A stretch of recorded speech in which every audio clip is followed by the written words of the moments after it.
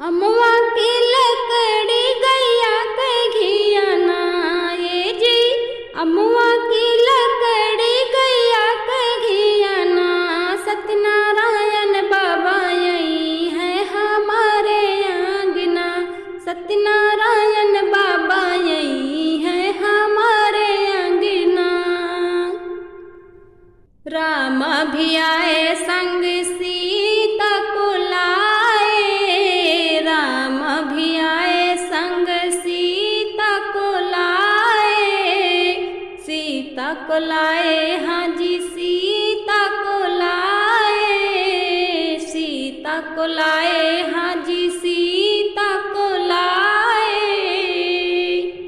सीता की गोदी में लोकुश लेना ये जी। सीता की गोदी में लोकुश लेना। सत्यनारायण बाबा यही है हमारे आंगना। सत्यनारायण बाबा यही है हमारे आंगना। अमवा की लकड़ी गैया के घियाना ये जी। अमवा की लकड़ी गैया के घियाना। सत्यनारायण बाबा यही है हमारे आंगना। शंकर जी आए संगी गौरा को लाए। शंकर जी आए संगी गौरा को लाए। गौरा को लाए हाँ जी गौरा को लाए। गौरा को लाए हाँ जी गौरा को लाए। गौरा के गोदी में गणेश लेना ये जी।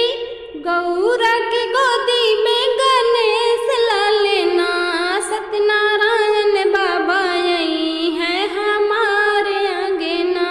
सत्यनारायण बाबा यही है हमारे आंगना। अमवा की लकड़ी गैया के घियाना ये जी। अमवा की लकड़ी गैया के घियाना। सत्यनारायण बाबा यही है हमारे आंगना। सत्यनारायण बाबा यही है हमारे आंगना। कृष्ण भी आए संग रुक्मणी को लाए। कृष्ण भी आए संग रुक्मणी को लाए। रुक्मणी को लाए संग रुक्मणी को लाए। रुक्मणी को लाए